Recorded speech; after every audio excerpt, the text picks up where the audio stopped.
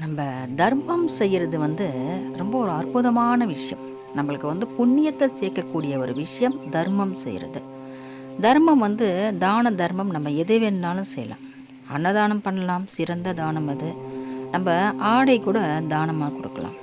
ஆடை எப்படி தானமாக கொடுக்கணும்னா, புதுசாக ஒரு ஆடை வாங்கி நம்ம ஒருத்தவங்களுக்கு இல்லாதவங்களுக்கு கொடுக்கறது ரொம்ப நமக்கு சிபிட்சத்தை கொடுக்கும்.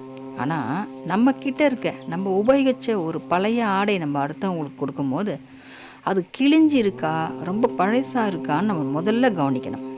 கிழிஞ்ச ஆடையை தானமாக கொடுக்கவே கூடாதுங்க. அது மிகப்பெரிய பாவம்.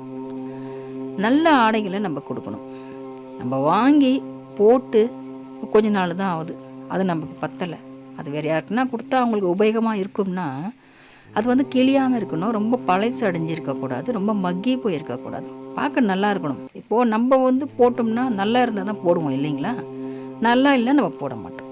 அது மாதிரி நமக்கு எப்படி நம்ம பார்த்துக்கிறோமோ அதே மாதிரி தான் நம்ம மற்றவங்களையும் நம்ம கொஞ்சம் பார்க்கணும். அந்த ஆடை கொடுக்கறதுல இது கவனமாக இருக்கணும். தானம் பண்ணுறதுல அதே மாதிரி உணவு அளிக்கிறதும் நம்ம கவனமாக இருக்கணுங்க. உணவு கெட்டு போன உணவு அடுத்தவங்களுக்கு நம்ம தானமாக கொடுக்கக்கூடாது.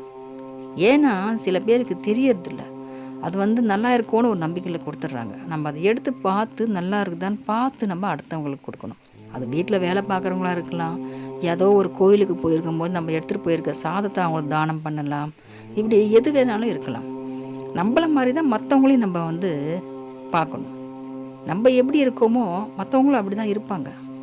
அது பணம் காசு இல்லைன்னா அவங்க கிழிஞ்ச ஆடையும் போட்டுக்கலாம், கெட்டு போன சாதமும் சாப்பிடலான்னு எந்த விதியும் கிடையாது.